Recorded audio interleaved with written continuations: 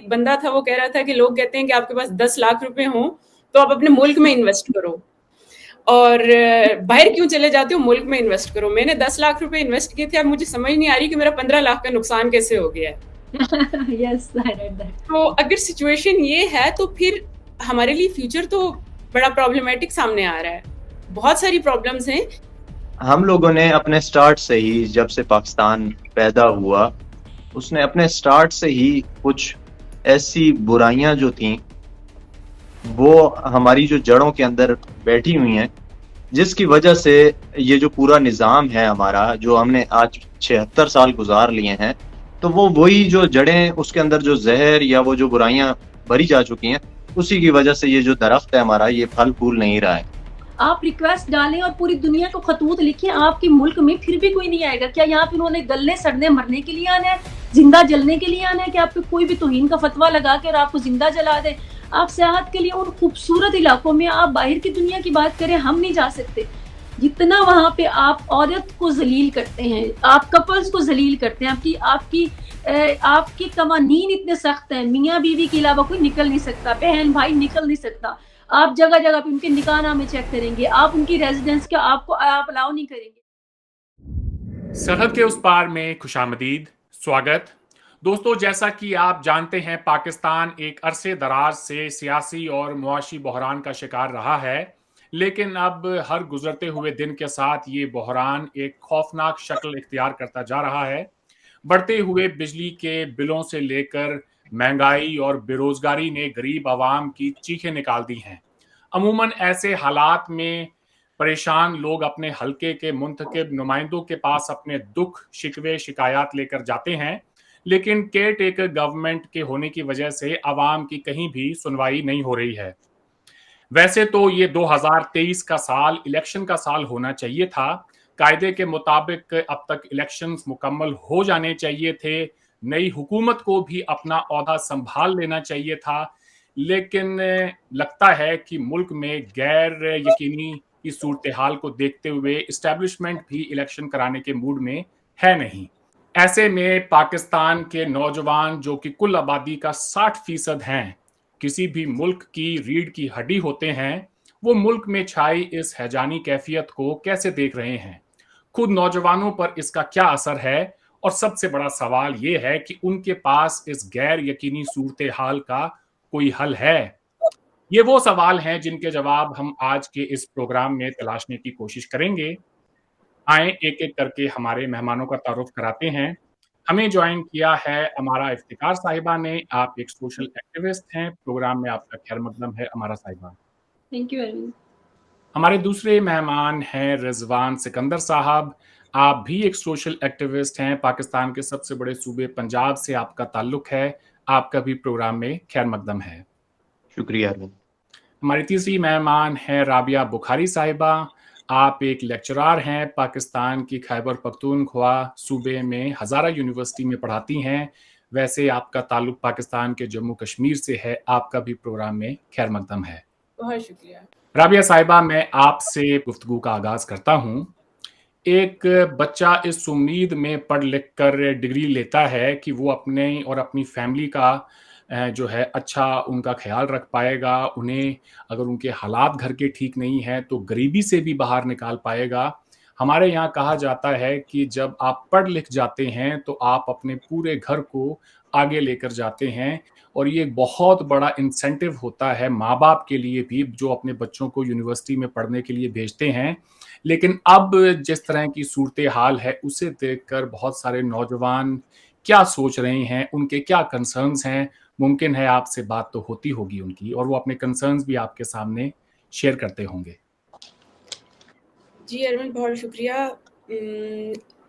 बच्चों की जो हमारे एक नौजवान तबका है, इसका इस वक़्त सबसे बड़ा जो मसला आ रहा है, वो हम लोग ये समझते हैं कि जब आप यूनिवर्सिटी से एक डिग्री लेके निकलते हो, तो उनका सबसे बड़ा ख्वाब होता है कि उनको एक जॉब मिलेगी। क्योंकि यूनिवर्सिटी में मोस्टली पाकिस्तान की यूनिवर्सिटी में या जो हमारी रिमोट एरियाज़ की यूनिवर्सिटीज़ हैं, उनमें एक बच्चा, वही बच्चा आता है जो या तो उस रिमोट एरिया से ताल्लुक़ रखता होगा या एक मिडल क्लास फैमिली से होगा। अब मिडल क्लास फैमिली से है तो उसकी उसका सबसे बड़ा जो गोल होता है वो ये होता है कि मुझे अपनी डिग्री कंप्लीट करने के बाद एक जॉब मिल जाए। अब जॉब की सिचुएशन तो पहले बात, जॉब तो हम देखते हैं कि जॉब थोड़ा-सा एक अगले स्टेप पे आती है। जॉब के लिए कुछ बेसिक स्किल्स रिक्वायर्ड होती हैं। अब अगर आपने जो डिग्री ली है, वो आपको वो स्किल्स नहीं प्रोवाइड कर रही, क्योंकि जो हमारा एजुकेशन सिस्टम है, उसमें एक कुछ बुनियादी फ्लॉज़ हैं। हम यूनिवर्सिटी में सेमेस्टर सिस्टम में बच्चों को पढ़ाते हैं। अब सेमेस्टर सिस्टम के अंदर बच्चों के अंदर एक रेस लगी हुई होती है स्टूडेंट्स के अंदर कि हमने अपना जीपीए बढ़ाना है, हमने अपनी डिग्री लेनी है, हमारे मार्क्स अच्छे होने चाहिए, हम टॉपर्स में आने चाहिए। लेकिन समटाइम्स ऐसा भी होता है कि आयरॉनिकली एक लास्ट सेमेस्टर का बच्चा जो ग्रेजुएट होने जा रहा होता है, उसको इवन जो बेसिक चीज़ होती है, फॉर एग्जांपल एक बच्चा है वो पब्लिक एडमिनिस्ट्रेशन की डिग्री ले रहा है, उसे इवन समटाइम्स ऐसे भी होता है कि उसे ये नहीं पता होता कि पब्लिक एडमिनिस्ट्रेशन असल में क्या है। वो डिग्री तो ले जाएगा, अब उसको डिग्री मिल गई, उसके पास पीस ऑफ पेपर आ गया जो उसे एलिजिबल तो कर रहा है उस जॉब के लिए, लेकिन जॉब तो उसे तब मिलेगी जब उसके पास रिक्वायर्ड स्किल होगी। और जॉब मार्केट भी इतनी श्रिंक हो चुकी है कि उसको जॉब मिलेगी नहीं। शायद एक क्लास में अगर 40 बच्चे हैं तो उनमें से 3 या 4 को जॉब मिल जाए, और फिर इससे होता क्या है कि वो जो 35 बच्चे रह जाएंगे वो बहुत लो वेजेस पे जाके जॉब करेंगे। वो या तो किसी कहीं बहुत ही बेसिक सी कोई टीचिंग करेंगे जाके, उनकी डिग्री की वैल्यू और होती है, उनकी डिग्री की ज़रूरत और होती है, उनको जॉब कहीं और मिलनी चाहिए। लेकिन क्योंकि उन्हें फाइनेंशियली, क्योंकि आप 24-25 साल की एज में डिग्री लेके निकलते हो, आप पे सोसाइटी का बर्डन भी होता है, आप पे फैमिली का प्रेशर भी होता है, और आपने अपने आप को फाइनेंशियली स्टेबल भी करना होता है। तो जब आपके पास जॉब मार्केट में जॉब अवेलेबल नहीं है, तो फिर किसी ना किसी तरीके से आपने कोई जो बेसिक अर्निंग की जॉब मिल रही है, आपने वो लेनी है। और अब तो ऐसी सिचुएशन है कि वो जो बेसिक जॉब है उस पे भी इवन प्रीवियस ईयर में पुलिस डिपार्टमेंट में कुछ पोस्ट्स आई थी, जिसके लिए तकरीबन 60,000 लोगों ने अप्लाई किया था, और उन्हें यहाँ पे इस्लामाबाद के अंदर, कैपिटल के अंदर एक पूरा स्टेडियम था जो जिसमें बिठा के उनके टेस्ट लिए थे कि कुछ एक 150 या 200 जॉब्स थी, उसके लिए 60,000 लोग अप्लाई कर रहे हैं। जॉब मार्केट हमारी श्रिंक हो चुकी है, तो ये मसाइल तो आ रहे हैं। हमारी डिग्रीज मिल रही हैं लेकिन वो स्किल्स नहीं दे रही, हमारी टेक्निकल डिग्रीज नहीं आ रही। तो फिर इस वजह से हमारे जो नौजवान तबका है उसमें काफ़ी ज़्यादा जो है वो एक परेशान कुन सिचुएशन भी है, और उसके साथ साथ उन्हें एक, जिसे आप डिससेटिस्फेक्शन कहते हो, वो भी उनमें आहिस्ता आहिस्ता। डिससेटिस्फेक्शन का रिजल्ट क्या होता है कि आप जब डिससेटिस्फाई होते हो तो आप डिप्रेस होते हो, और फिर वो इंटरकनेक्टेड बहुत सारी प्रॉब्लम्स सामने आती हैं। जी, बिल्कुल आप ठीक कह रही हैं, इसमें तो कोई शक नहीं है। इंडिया हो या पाकिस्तान, हमारे यहाँ पे टेक्निकल एक्सपर्टीज़ जो हैं, वो स्कूल्स और कॉलेजेस में उन पे इतना ज़्यादा फ़ोकस नहीं होता। कोशिश ये होती है कि बाद में आगे जाके आप कुछ ना कुछ करें, लेकिन फिर भी हमारे यहाँ पे अगर आप हिंदुस्तान को देखें तो बहुत ज़्यादा क्रेज़ है स्टार्टअप्स का। तो वो बच्चे जो कि आज ग्रेजुएट हो रहे हैं, उन्हें अगर जॉब नहीं भी मिल रही, तो उनके पास और बहुत सारे ऐसे मौके उनको उनको दिए जा रहे हैं कि वो अपना खुद का कोई स्टार्टअप कर सकें। उसके अंदर रियासत भी हेल्प करती है, जो बड़े-बड़े बिज़नेस हाउसेज़ हैं, वो भी मदद करते हैं। और फ़ॉरेन से भी उसमें इन्वेस्टमेंट आती है, और यहाँ तक कि हमारी सेलिब्रिटीज़ हैं, वो भी उसमें सपोर्ट करती हैं। आपकी ये जो सारे पॉइंट्स हैं, इनको हम आगे डिस्कस करेंगे, लेकिन इससे पहले चलते हैं रिज़वान सिकंदर साहब की तरफ। मैं आपसे जानना चाहता हूँ रिज़वान साहब, हाल ही में आपकी पढ़ाई मुकम्मल हुई, कैसा महसूस कर रहे हैं? एक मुहिब्बे वतन नौजवान हैं आप, मुल्क के लिए कुछ कर गुज़रना चाहते हैं, मुल्क के हालात देख के आपको कैसा महसूस हो रहा है?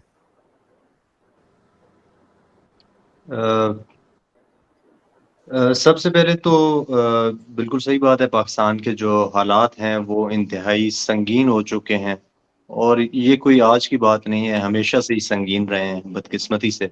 लेकिन जिस नहज पे आज पहुंच गए हैं, शायद इससे पहले उस नहज पे नहीं थे। तो आपने मेरे मुतालिक क्वेश्चन किया कि ग्रेजुएशन के बाद मैं कैसा फील कर रहा हूँ, तो यहाँ पे हमारा एक लतीफ़ा बन चुका है, एक जोक बन चुका है कि जैसे ही कोई बंदा ग्रेजुएट होता है तो उसको उसके सीनियर जो ग्रेजुएट्स होते हैं उससे पहले, तो वो उसको कहते हैं वेलकम टू बेरोजगार क्लब, यानी अनएम्प्लॉयड जो क्लब है उसमें आपका खैर मकदम है। तो मतलब बेरोजगारी जो है अब तो एक जोक बन चुका है, इतना ज्यादा आम हो चुकी है।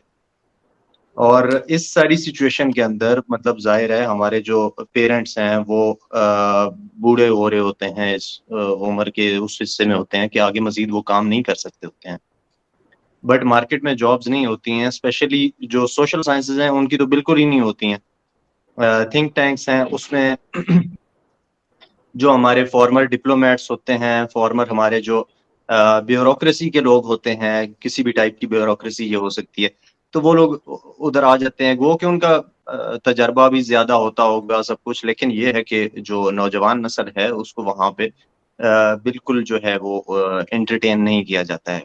तो फिर नौजवान जो है वो मजबूर है कि वो किसी प्रॉपर्टी सेक्टर में, रियल एस्टेट सेक्टर में कोई 25-30 हज़ार रुपए की जॉब कर ले, जो कि मेरा ख्याल है जो मिनिमम वेज जो गवर्नमेंट ने सेट की है उससे भी नीचे है। जो मिनिमम वेज है उसको भी मतलब इम्प्लीमेंट नहीं किया जा रहा है। अगर वो भी किया जाए तो वो भी चलो एटलीस्ट कुछ ना कुछ इंसान अपना कर सकता है, बट वो भी बदकिस्मती से नहीं हो रहा है। तो एक ग्रेजुएट होना, फ्रेश ग्रेजुएट होना वो बहुत ही मतलब मुश्किल चीज है। और इसके साथ ही जो आजकल एक पैटर्न चला आ रहा है कि आजकल लोग ज्यादातर जो है वो माइग्रेट करके जा रहे हैं मुल्क से, जो नौजवान तबका है स्पेशली। मतलब रोजाना ही कोई ना कोई दोस्त हमारा पोस्ट लगा रहा होता है कि जी मूव टू लंदन या मूव टू ऑस्ट्रेलिया या कहीं किसी जो है बेहतर मुआश के हसूल के लिए लोग यहाँ से जा रहे हैं। तो अब ये सभी लोग ग्रेजुएट्स हैं, इनको हम लोग यहाँ पे यूज नहीं कर पा रहे हैं। हमारी जो प्लानिंग की मिनिस्ट्री है या जो प्लानिंग करने वाले इदारे हैं वो अब पता नहीं क्या कर रहे हैं कि आगे वो अपॉर्चुनिटीज नहीं हैं, लेकिन लोगों को बस धड़ाधड़ ग्रेजुएशन करवा रहे हैं। कोई टेक्निकल एजुकेशन, जिस तरह से राबिया साहिबा ने कहा कि टेक्निकल एजुकेशन, उस ग्रेजुएशन का मेरा ख्याल है कोई फायदा नहीं कि एक बच्चा 16 साल जो है वो पढ़ाई करता है। उससे बहुत बेहतर है वो हुनर सीख ले, कोई किसी चीज को ठीक करना या कोई चीज नई बनाना सीख ले। तो वो मेरा ख्याल है मुआशी तौर पे एक बेहतर जो है वो किरदार अदा कर सकता है, बजाय इसके कि एक ग्रेजुएशन का जो है तोक आपने गले में डाला हो और एक डिग्री आपने गले में डाली हो, लेकिन अनफॉर्चुनेटली आप बेरोजगार हो और आपको धक्के खाने पड़े कम अज कम 2-3 साल, तब जाके आपको कुछ बेहतर जो है वो अपॉर्चुनिटीज मिले।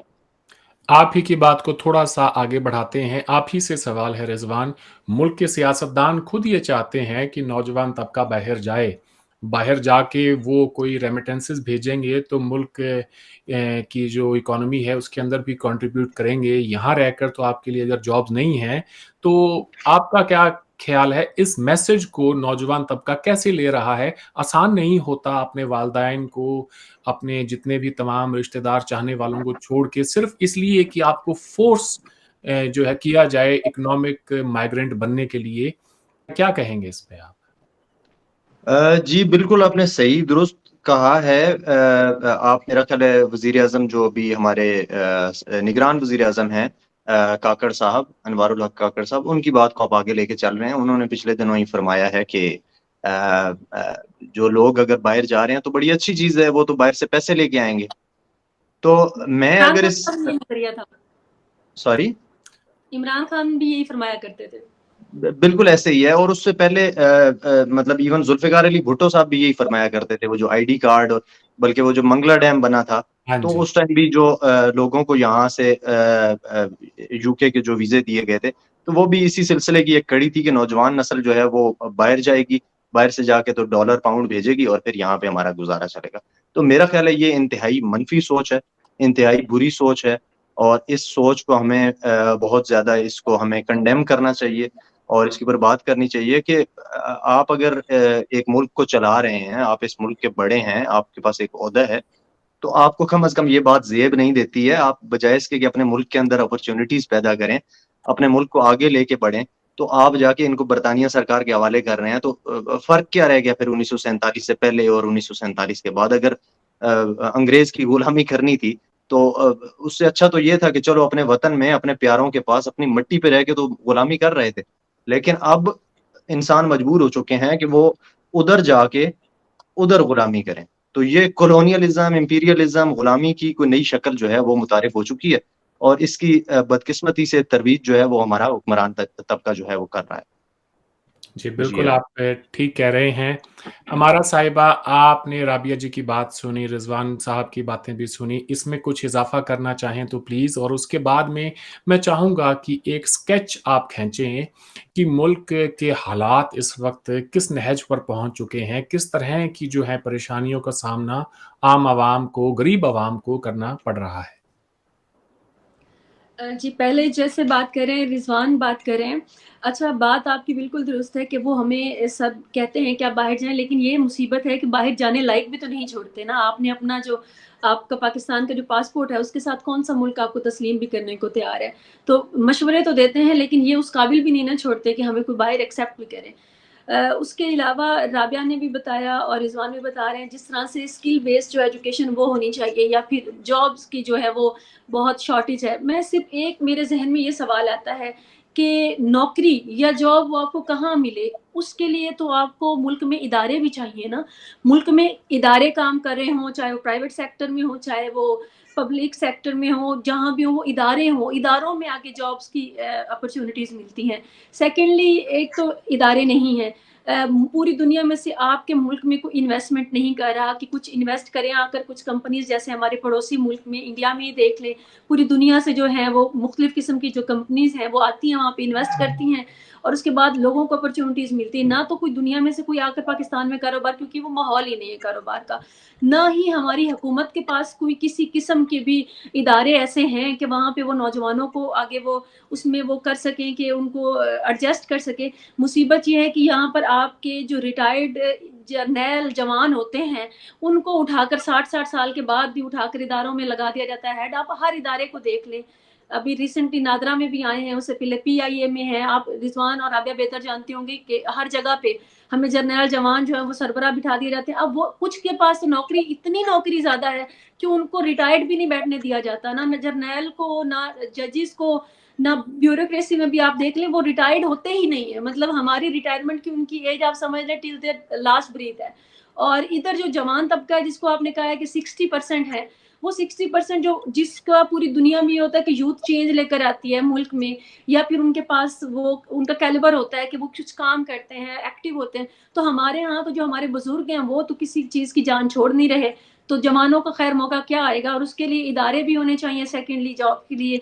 उसके बाद मैं ये बात करूंगी कि बिजनेस में अगर आप देख लें, आप कहते हैं कि अपॉर्चुनिटी बिजनेस में, यूनिवर्सिटी से जो भी बच्चे निकल रहे हैं उनके पास कोई स्किल नहीं होती। वो जो कागज का टुकड़ा होता है वो उनको कहीं भी जॉब नहीं दिलवाता।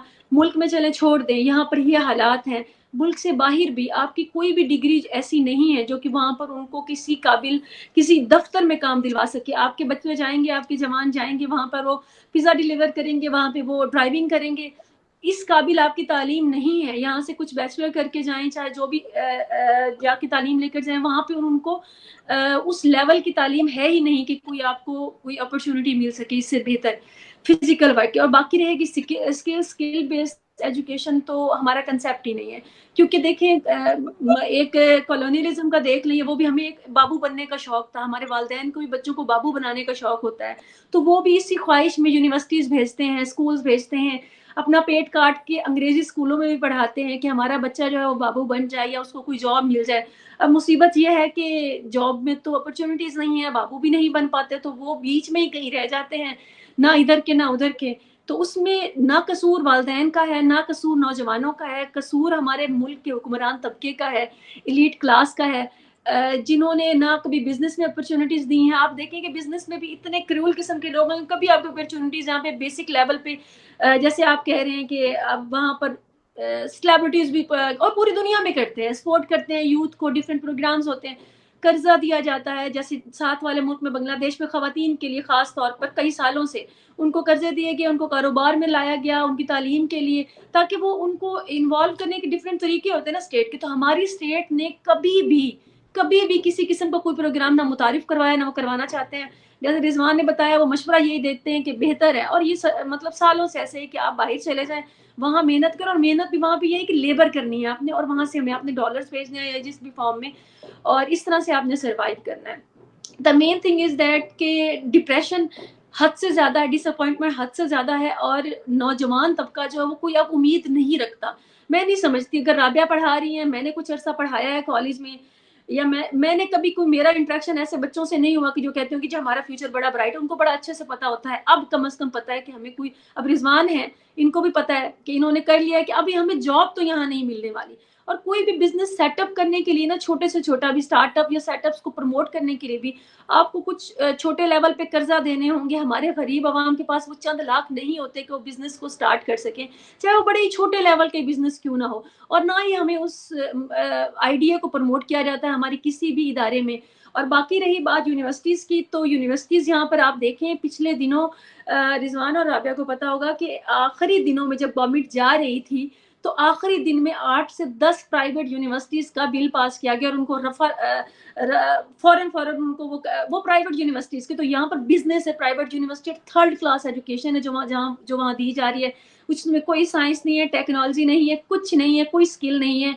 वो आप इदारों का मैं नाम नहीं लेना चाहती, लेकिन हम बेहतर सब जानते हैं कि जो प्राइवेट यूनिवर्सिटीज़ के नाम पर यहाँ पर ड्रामेबाजी है, और आप अंदाजा करें कि एक एक दिन में 8-8 10-10 यूनिवर्सिटीज़ के बिल पास किए जाते हैं कि उनको एनओसी दिए जाते हैं कि अब आप जाएं, छुट्टी करें, बिजनेस करें, फीसें लें, और उसके बाद आप और हजारों किस्म के अनएम्प्लॉयड जो हैं, वो बच्चे जो हैं वो दोबारा माशरे में छोड़ दी, जो उम्मीद के साथ, अच्छा वो बच्चा ऐसा होता है कि वो बैचलर कर लिया, उसने पढ़ लिया, यूनिवर्सिटी की शक्ल देख ली, वो रेडी भी नहीं लगाएगा, वो फ्रूट भी नहीं बेचेगा, वो बर्गर भी नहीं बेचेगा, वो कुछ छोटा स्टार्टअप भी नहीं करना चाहता, क्योंकि वो बाबू बनना चाहता है, और उसके वालिदैन, और वो बीच में वो कहीं के भी नहीं रह रहे। तो बेसिक तो फिलहाल जो है वो सारे स्टेट के हैं, हमारे एजुकेशनल सेक्टर के हैं, बच्चों का और वालिदैन का मेरे ख्याल में इसमें बहुत बाद में आता है, लेकिन ये सारी जो बेसिक प्रॉब्लम्स हैं, और इसका कोई आगे दूर दूर तक सोल्यूशन नजर नहीं आता, यही है कि भाग जाएं और लेबर करें। जी, बहुत सारे अहम पॉइंट्स आपने रेज किए हैं। आप ही की बात को आगे बढ़ाते हुए राबिया साहिबा, मैं आपसे ये जानना चाहूँगा कि मुल्क की मौजूदा सियासी और मुआशी सूरत हाल को आप पर्सनली कैसे देख रही हैं? कोई आपको दूर-दूर तक उम्मीद नज़र आती है? अभी तो जो सूरत-ए-हाल है, वो तो दूर-दूर तक कोई भी ऐसा चांस नज़र नहीं आ रहा कि जिससे हमें कुछ बेहतरी की उम्मीद हो, कि हमारा इकोनॉमिक सिस्टम बेहतर हो जाएगा, हमें जॉब्स मिलना शुरू हो जाएँगी, या जब आपकी इकोनॉमी बेहतर नहीं होती, तो फिर जॉब क्रिएशन या एम्प्लॉयमेंट उसकी बात ही नहीं कर सकते ना हम। जब आपकी जो बैकबोन है, वो स्ट्रॉन्ग नहीं है, तो आपका स्केलेटन कैसे खड़ा रह पाएगा? में 2-3 पॉइंट्स हैं जो अमारा ने भी डिस्कस किए और रिज़वान ने भी डिस्कस किए, उन पे बात करना चाहूँगी कि अमारा ने एक बात की थी माइक्रो फाइनेंसिंग की, कि जो एंटरप्रेन्योरशिप है या माइक्रो फाइनेंस किया जाए यूथ को। अब प्रॉब्लम ये आ रही है कि कुछ हमारा सिस्टम इतना फ्लॉड हो चुका है कि अगर हम माइक्रो फाइनेंसिंग कर भी देते हैं, तो वो अपना स्टार्टअप शुरू नहीं कर सकते, क्योंकि अभी सारी दुनिया जानती है कि जो ये दौर चल रहा है, जो आने वाला दौर है, वो सारा आईटी का दौर है। हमारे जो यंग जनरेशन है, उसमें से अगर 99% नहीं तो 98% जो लोग होंगे, वो टिकटॉक पे वीडियोस बना रहे होंगे, वो यूट्यूब पे कंटेंट क्रिएशन के साथ लगे होंगे, लेकिन वो कौन सी कंटेंट क्रिएशन, जो सबको पता है कि वो क्या चीज़, कैसा कंटेंट प्रोड्यूस कर रहे हैं। उनको ये लगता है कि ये, जैसे वो एक यूट्यूबर को देखते हैं कि वो पैसा अर्न कर रहा है, उसका लैविश लाइफस्टाइल है, वो एक उसकी कोई एजुकेशन भी नहीं है, उसने 4 साल पहले जो है ना चैनल शुरू किया था, और अब उसने गाड़ी भी खरीद ली है 4 करोड़ की, उसने घर भी बना ली है, वो अपनी फैमिली को अच्छे-अच्छे गिफ्ट्स भी दे रहा है। तो वो सोचते हैं कि ये एक ईज़ी तरीका है पैसा कमाने का, क्योंकि हम वो डिग्री इसलिए ले रहे होते हैं कि कल को उनको जॉब मिलेगी, and degree is the source of earning, जो कि ऐसा होता नहीं है। डिग्री आपको बेसिकली स्किल देती है, और आपका अगर सिस्टम, आपका जो स्ट्रक्चर है, वो आपकी जो स्टार्टअप है उसको सपोर्ट नहीं कर रहा, तो आपकी माइक्रो फाइनेंसिंग अगर हो भी जाती है तो वो फेल हो जाएगी। दूसरे नंबर पे रिजवान ने बात की थी हमारे काकड़ साहब की, जो एक बड़ी फेमस, आजकल एक कोट बड़ी फेमस है उसके बारे में, कि हमारा जो ह्यूमन रिसोर्स है वो बाहर जाना चाहिए, बड़ी अच्छी बात है। तो उसमें सबसे पहले तो सबसे पहले ये बताऊंगी कि आप कौन सा ह्यूमन रिसोर्स बाहर भेज रहे हो। क्या आपका ह्यूमन रिसोर्स, जैसे भुट्टो साहब के दौर में हमने भेजा था तो हमने लेबर भेजी थी, भेजी कहाँ थी?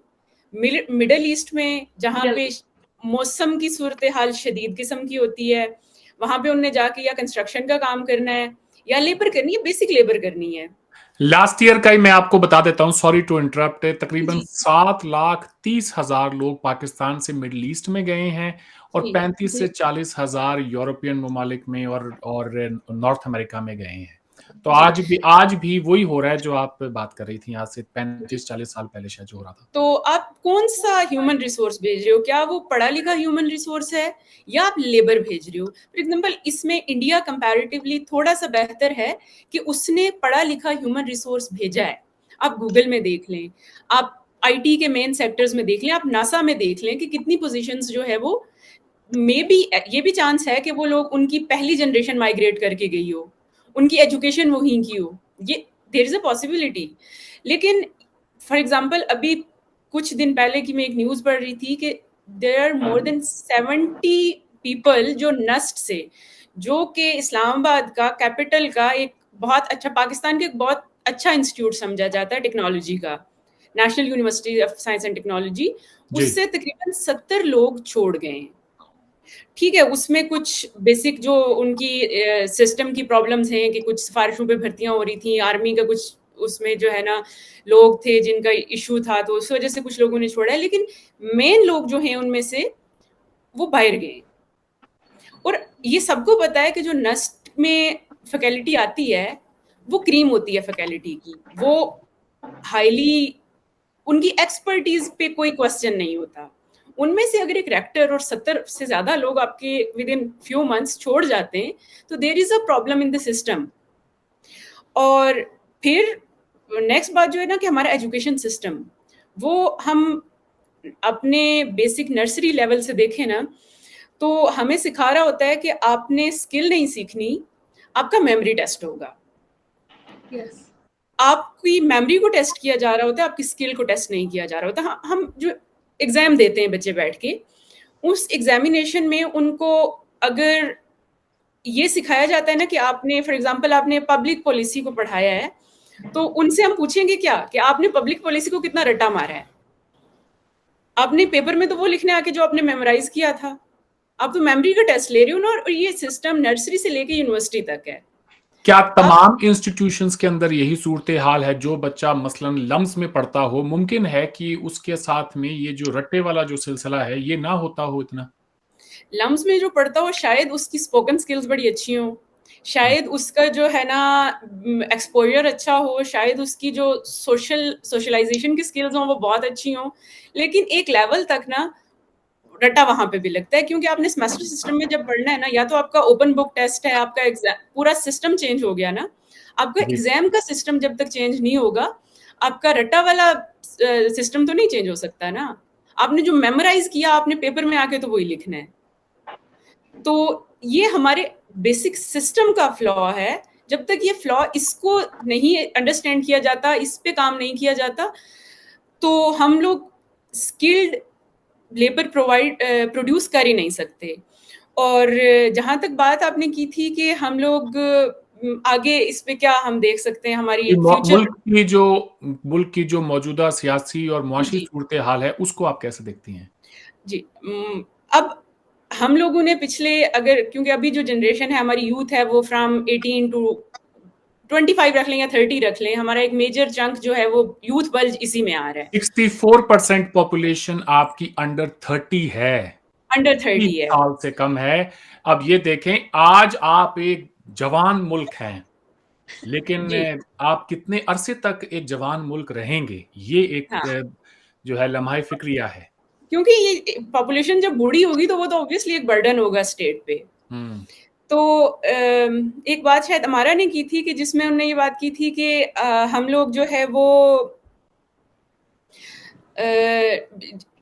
जो हमारी यूथ है, हमारा ने की थी, रिजवान ने, सॉरी मैं मिस कर रही हूँ उसको, जिसने भी की थी, लेकिन हमारी जो यूथ है वो अगर हम उस यूथ को प्रॉपरली, वो स्किल्ड नहीं है, पिछले 15 सालों में हमने उनको इसी सिस्टम से, उनको जो है ना वो उनकी प्रोडक्शन इसी सिस्टम ने की है, उन्हें स्किल सीखी नहीं है, तो हमारा फ्यूचर, जिसमें हमें ये उम्मीद भी नहीं है कि हम, अगर एक बंदा स्टार्टअप लेके आ रहा है तो वो स्टार्टअप कामयाब होगा, नहीं होगा, आपका सिस्टम उसको सपोर्ट नहीं कर रहा, आपकी जो सोसाइटी के अंदर या आपके सिस्टम के अंदर जो करप्शन है वो उसको, उसके लिए एक नेगेटिव पॉइंट है। आपकी इन्वेस्टमेंट, हमारा ने बात की थी इन्वेस्टमेंट की, कि इन्वेस्टमेंट लीस्ट जो है ना वो इन्वेस्टमेंट आ रही है, आपकी इन्वेस्टमेंट की कोई उसमें आपको श्योरिटी नहीं है कि आप इन्वेस्ट करोगे। देयर वाज अ मीम कि एक बंदा था, वो कह रहा था कि लोग कहते हैं कि आपके पास 10 लाख रुपए हो तो आप अपने मुल्क में इन्वेस्ट करो,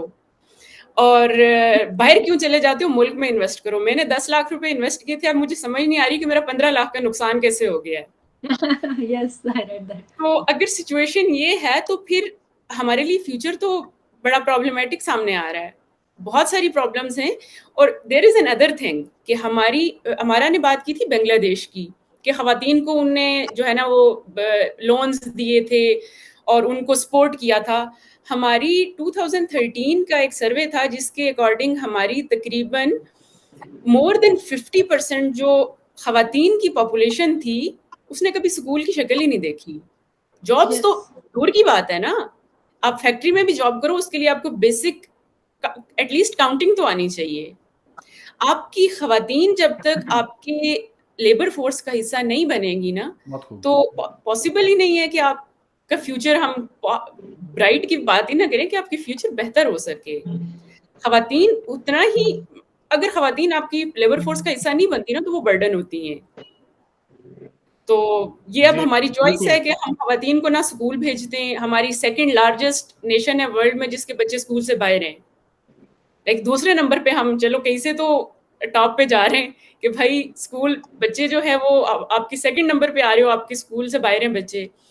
और फिर आप एजुकेशन को बजट कितना दे रहे हो दुनिया में, आप देखो जो 2.4% देता है पाकिस्तान। 2.4% जीडीपी आप बजट को दे रहे हो। वर्ल्ड बैंक की आप रिपोर्ट है जी, जी, आप 2.4%। सिंगापुर को देखो, आप फिनलैंड को देखो, उनका कितना बजट जा रहा है एजुकेशन पे। और जब तक आप एजुकेशन को स्ट्रांग नहीं करते हो ना, पॉसिबल ही नहीं है कि आप, इकोनॉमी तो सेकंड नंबर पे आती है ना।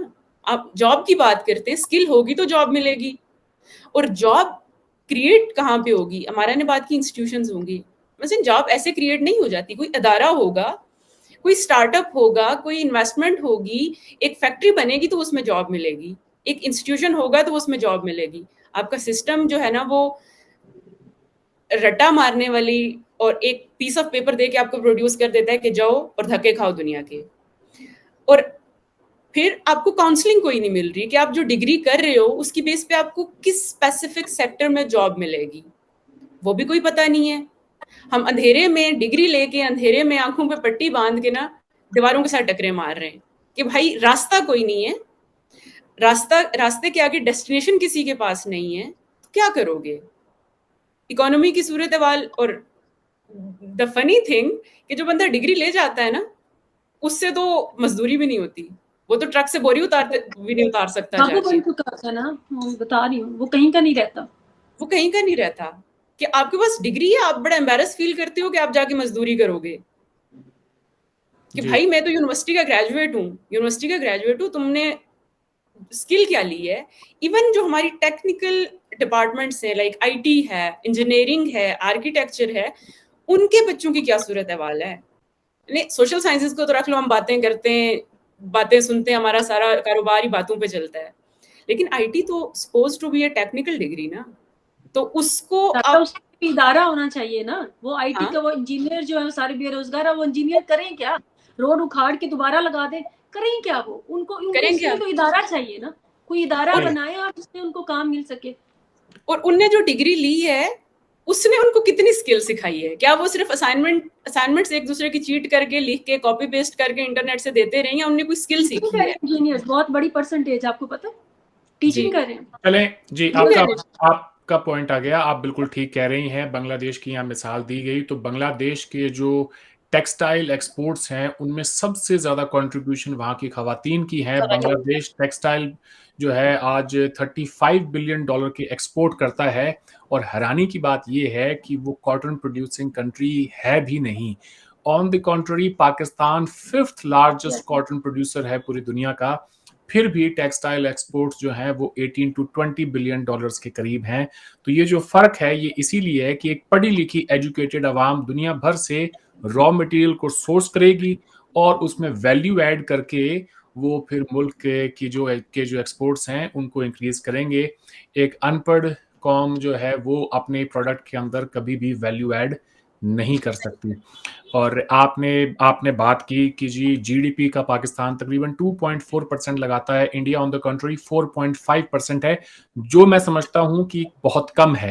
एवरेज अगर आप देखेंगे किसी भी, आप ये कहें कि एक डेवलप्ड है जो है मुल्क उनका, तो ऑलमोस्ट 6 to 7% आपको लगाना पड़ता है कम से कम, तब बात आगे बढ़ती है। इंडिया के अंदर भी मैं समझता हूं इसके ऊपर काम करने की जरूरत है।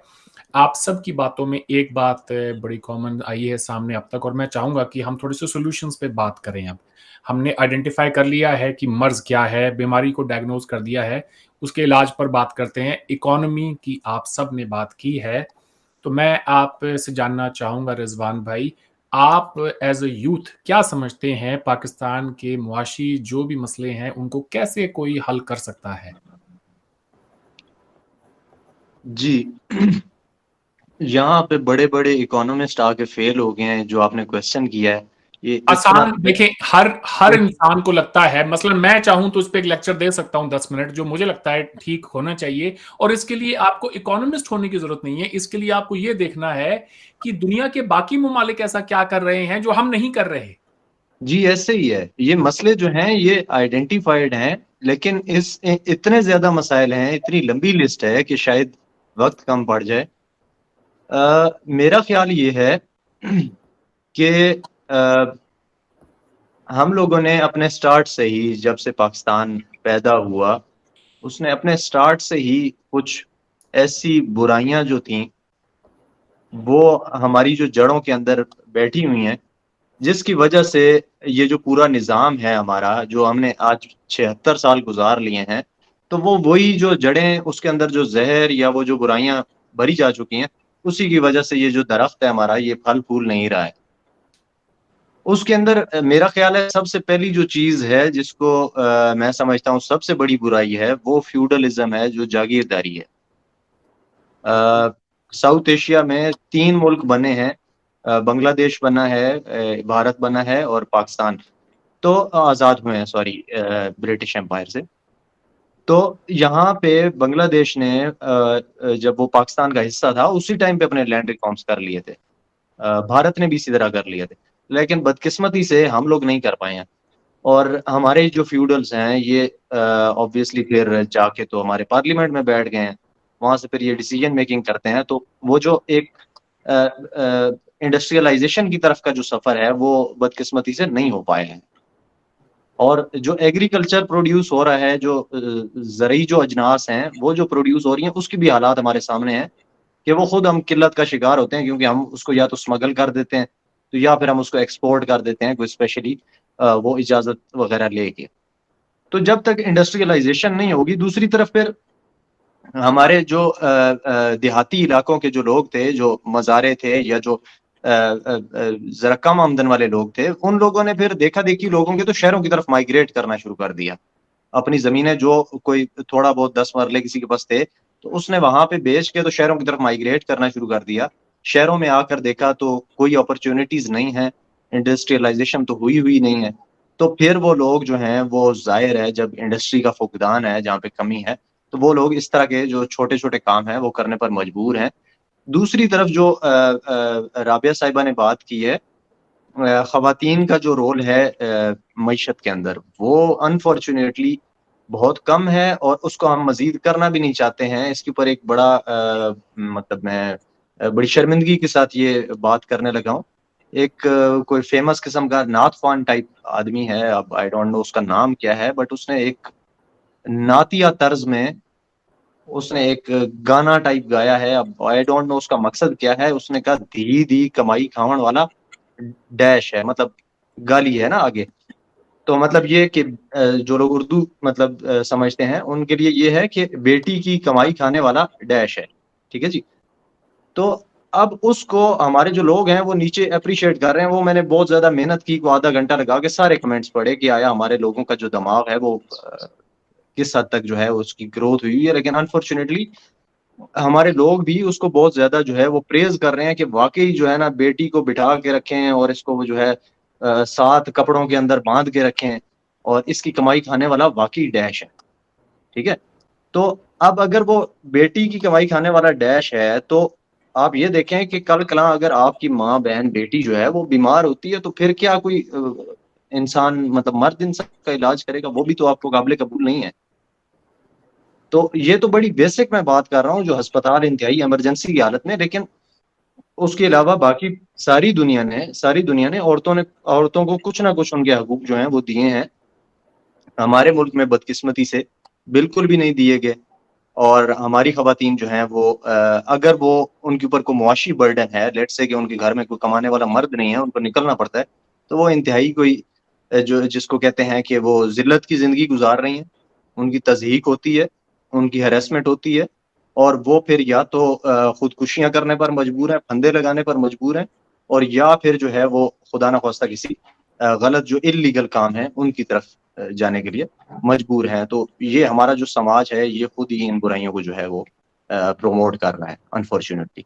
तो होना ये चाहिए कि हमारी लेजिस्लेशन कुछ इस तरह से होनी चाहिए कि हमारी जो खवातीन हैं जो हमारे वर्क फोर्स में एक बहुत बड़ा मतलब अपना किरदार अदा कर सकती हैं, तो उन सबको इजाजत देनी चाहिए, उन सबको इसमें इंटीग्रेट करना चाहिए ताकि पाकिस्तान भी बाकी दुनिया की तरह एक तरक्की याफ्ता मुल्क बन सके। क्योंकि यहाँ पे एक कमाने वाला है और उसके साथ कुछ 6 लोग जो हैं वो ज़ाहिर है जिसमें बच्चे हैं, खवातीन हैं, बूढ़े हैं, क्योंकि ओल्ड एज होम्स भी नहीं है यहाँ पे, तो यहाँ पे कुछ भी नहीं है। तो यहाँ पे जो है वो बच्चों का डे केयर भी नहीं है।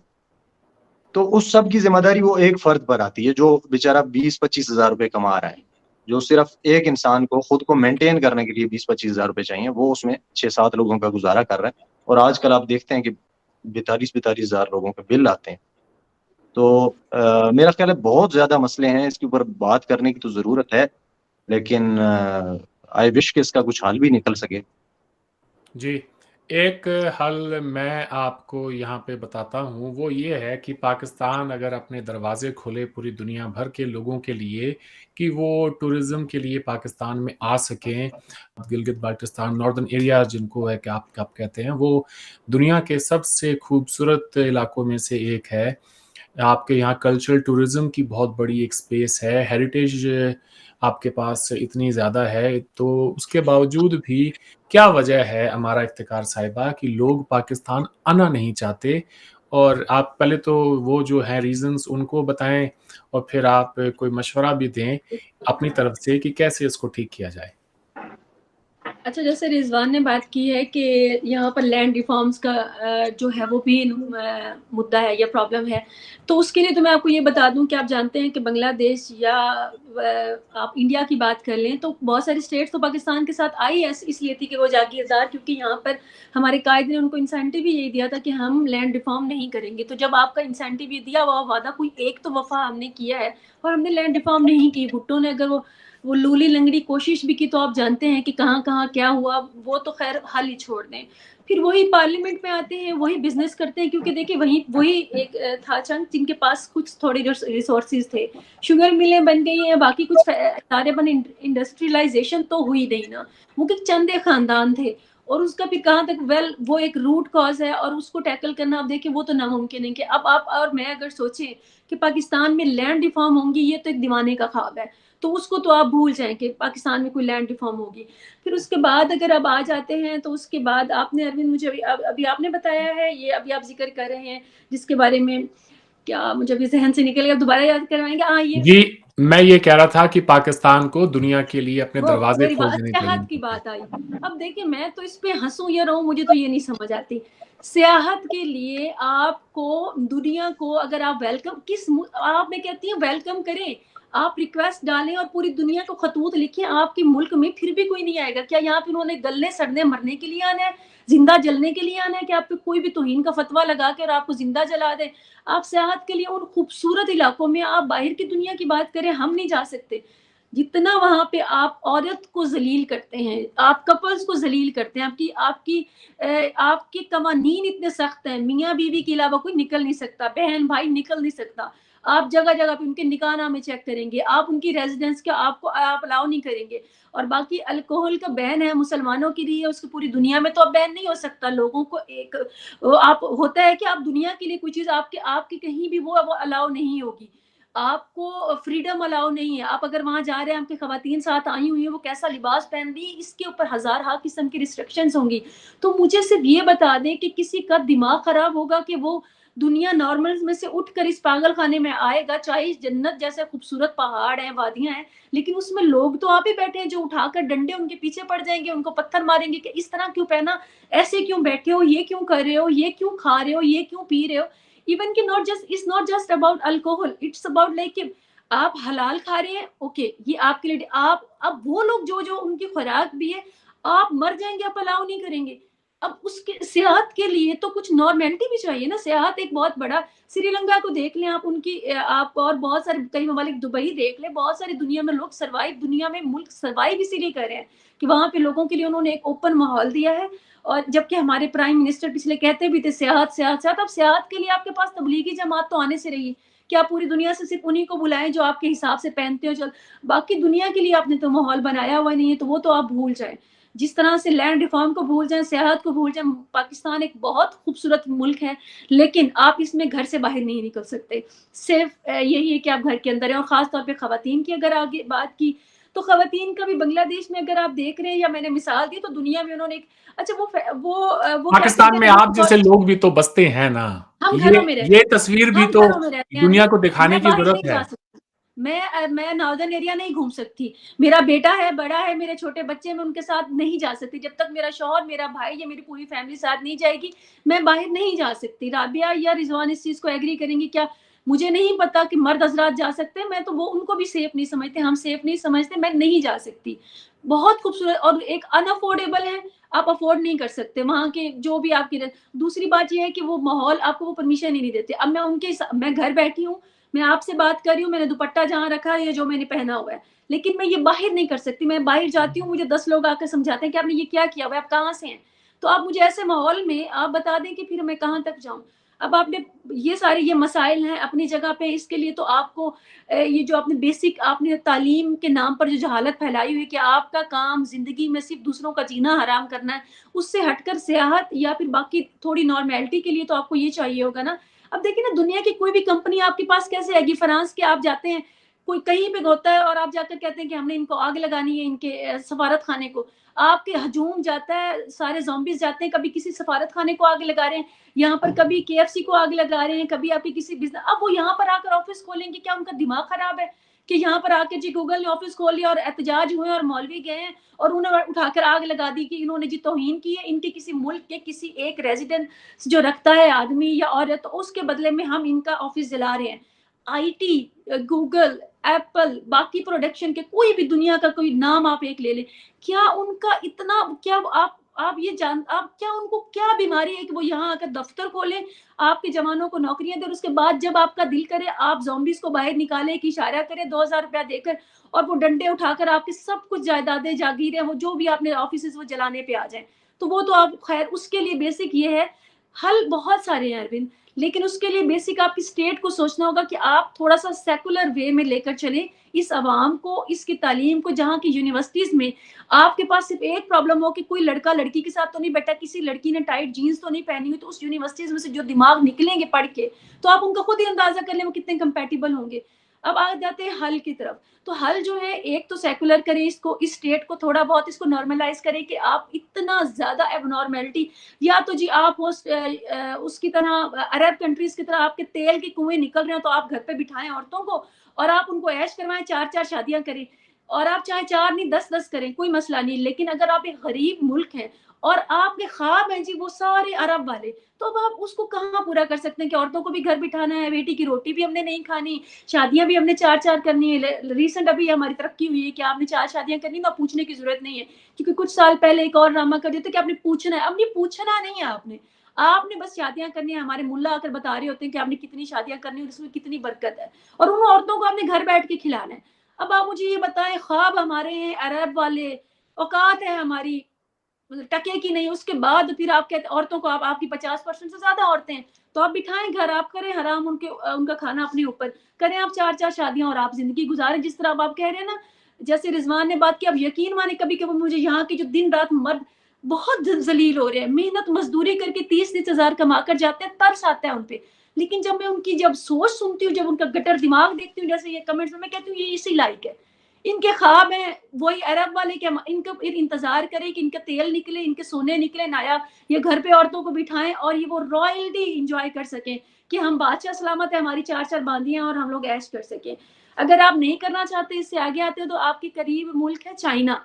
आपके मुल्क में भी थोड़ा बहुत सियालकोट में आप फुटबॉल बनाते हैं, लेकिन ये और बात है कि श्रीलंका से आपने वो 1 साल पहले वो आपने मेजर ही जला दिया था।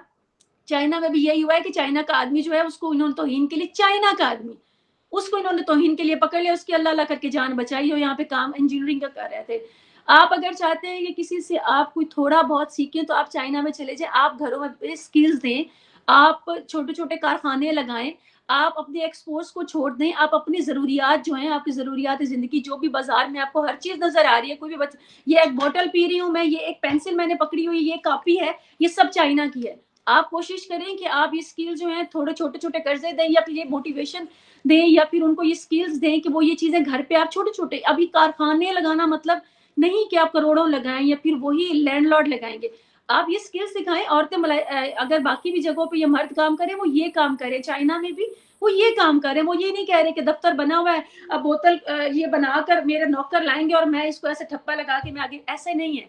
इसके लिए आपको बेसिक लेबर जो है वो खुद इनको एजुकेशन देनी पड़ेगी कि आप छोटे छोटे काम, ये पेंसिल बनाना है, ये स्टैंड है, ये चीजें ये आप खुद बनाएं।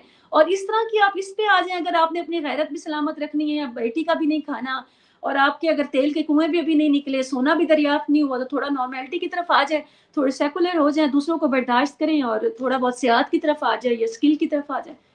मेरी फ्रस्ट्रेशन लेवल मेरे ख्याल में बहुत ज्यादा हो जाती है, फिर मेरा वो सारा कुछ निकल आ जाए।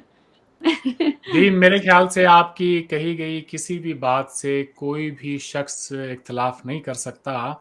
अब सवाल ये है कि क्या पाकिस्तान की किसी भी सियासी पार्टी के पास मुल्क की इकोनॉमी को लेके कोई ब्लूप्रिंट दिखाई देता है, राबिया बुखारी साहिबा? अगर नहीं तो हम फिर किसकी तरफ देखें? अच्छा अरविंद, मैं थोड़ा सा एक हमारा की पहले जो अभी डिस्कस हो रही थी बात, उस पर थोड़ा सा इख्तलाफ करना चाहूँगी कि टूरिज्म को लेके मुझे 4 साल पहले की तो मैं नहीं कह सकती, लेकिन मैं सोलो ट्रैवल करती हूँ। ठीक है, हालात ख़राब हैं, हमें केयरफुल रहना पड़ता है, लेकिन मैंने तकरीबन पाकिस्तान का 80% सोलो ट्रैवल किया है, तो हालात बहुत अच्छे नहीं है। लाइक मेरा पॉइंट ये था कि अगर एक कपल आ रहा है तो उसको अलाउ, अगर दुनिया से, it's not about me and you, और अगर उनके पास निकाह नामा नहीं है, तो क्या आपकी सेहत, जो वो लोग अकेले अकेले शायद आना ना पसंद करते हो, 2 लड़के हैं, दो, एक लड़की लड़का है, कोई ग्रुप है, तो क्या वो हमारी स्टेट या हमारा जो कानून है या फिर वहाँ के जो लोग हैं वो अलाउ करते हैं? हमारा आपकी बात बिल्कुल ठीक है। मैं सिर्फ इस बात पे करूंगी कि अभी अगर जो पिछले 4 साल पहले हम देखते ना, तो सिचुएशन बहुत ख़राब थी। और इसमें एक और ये भी है कि हमारा all over the world globally हमारा जो इमेज था ना, जो बेसिकली ख़राब हुआ था टेररिज्म की वजह से। लोगों ने, आप अगर आपको जो है ना वाइन नहीं मिल रही, तो शायद आप महीना सर्वाइव कर जाओ। एक टूरिस्ट आता है, उसको वाइन अवेलेबल नहीं है, वो 2 हफ्ते लगा के चला जाएगा, लेकिन अगर उसको जान को खतरा है ना, वो कभी नहीं आएगा। तो हमारा ग्लोबली एक जो इमेज था ना, वो बहुत नेगेटिव था। लेकिन पिछले 2-3 साल में ना ये काफी बेहतर हुआ है। आइडियल सिचुएशन नहीं है। आपके पास पहाड़ है खूबसूरत, उसके ऊपर एक्टिविटी क्या है? एक्टिविटी तो कोई नहीं है ना। आपके पास लेक्स हैं, वाटर स्पोर्ट्स क्या है? आपकी रोड्स, आप नीलम वैली देखो, जन्नत का टुकड़ा है। रोड्स, आप इस्लामाबाद से नीलम वैली कोई 200 किलोमीटर दूर है, 300 किलोमीटर दूर है, और आपको 10-12 घंटे लगते हैं पहुंचने में। जान पर खेल के जाते हैं। हाँ, आपकी सिचुएशन खराब है, लेकिन मैं ये बात एडमिट करूंगी कि पिछले चंद सालों में काफी बेहतरी आई है। और क्योंकि वो एक नेगेटिव इमेज, साथ में ये जो एक यूट्यूब से लोगों को पता चलना शुरू हुआ है, तो कुछ ना कुछ बेहतरी आई है इसमें। जी अरविंद, आपने सॉरी मैं आपका क्वेश्चन बीच में मेरा मिस कर सवाल रही हूँ। ये है कि किसी भी सियासी पार्टी के पास में Yes. आपको कोई ब्लूप्रिंट नजर आता है पाकिस्तान को ट्रैक पर लाने के लिए? अरविंद, ऑनेस्टली किसी के पास कोई ब्लूप्रिंट नहीं है। तो फिर उम्मीद लगाएं तो किससे लगाएं? एक एस्टेब्लिशमेंट बचती है, किसी से नहीं, हमारे बिल्कुल भी पास नहीं है। किसी से उम्मीद नहीं है, कोई उम्मीद नहीं है। तो कि आप देखें ना, हमारी जो पार्टीज हैं, हमारी पार्टी की जो सपोर्ट होती है, जो वोटर और सपोर्टर होता है, या तो वो पर्सनालिटी बेस्ड होती है, आपने अपनी बरादरी के बंदे को सपोर्ट करना है, आपने किसी पर्सनालिटी को सपोर्ट करना है, हमारी आपने फ्यूडल लॉर्ड को सपोर्ट करना है, आपने शाह साहब को सपोर्ट करना है, आपने मलिक साहब को सपोर्ट करना है। आपने कभी भी नहीं पूछा कि जो पार्टी है उसका मंशूर क्या है, उसका मैनिफेस्टो क्या है, उसके पास प्लान क्या है। क्या आपको 1 करोड़ नौकरियां और जो है ना वो जो सुनहरे ख्वाब दिखाए जाते हैं, क्या वो प्रैक्टिकली पॉसिबल भी हैं? मतलब कुछ हमें ये डिफरेंशिएट करने की जरूरत है कि पॉलिटिकल स्लोगन्स कौन से और रियलिटी क्या है। कि आपकी कोई भी ऐसी पार्टी नहीं है जिसके पास एक प्रॉपर आपकी इकोनॉमी को ट्रैक पे लाने के लिए ना एक सिस्टम हो। जो सिस्टम को भी छोड़ दो, उसके पास बेसिक ब्लूप्रिंट भी नहीं है। आप इकोनॉमी को कैसे हैंडल करोगे? आप दुनिया को कैसे यकीन दिलाओगे कि आप अगर यहाँ पे अपने $1 मिलियन लगा रहे हो तो वो सेफ भी हैं या नहीं है? चले इन्वेस्टर दुबई का कैसे एग्जांपल ले लेते हैं। दुबई भी एक इस्लामिक जी ये कहें कि एमिरेट है। तो वहां पर जो इन्वेस्टमेंट आती है तो वो अपने आप को प्रोजेक्ट एक तरह से एक ओपन सोसाइटी, सेकुलर सोसाइटी के तौर पे करते हैं और हर उस चीज की इजाजत देते हैं जो कि दुनिया के बाकी मुल्कों में इंसान जो भी एक्टिविटीज करना चाहे वो कर सकता है। पाकिस्तान के लिए अमारा ने कहा कि जब तक हम एक सेकुलर मुल्क नहीं बनेंगे तब तक ये दुनिया जो है हमें गले से नहीं लगाएगी। उसके बारे में क्या कहेंगे फिर आप? अच्छा, इसमें ना हम हमेशा एक चीज देखते हैं कि सेकुलर वर्सेस रिलीजन रिलीजन देखते हैं ना, जबकि सेकुलर और रिलीजन का आपस में नहीं होता। आप ठीक है, आपका रिलीजन आपकी स्टेट के लिए है, आपका रिलीजन जो आपके रिलीजन आपको इजाजत देता है कि जो जैसे प्रैक्टिस करना चाहते हैं उसे करने दो। लाइक आप minorities, they have some certain rights, आप उसको वायोलेट नहीं कर सकते। माइनॉरिटीज, आप रिलीजन को भी छोड़ दो, सबसे पहले above all we are human beings, हमारे कुछ ह्यूमन राइट्स होते हैं।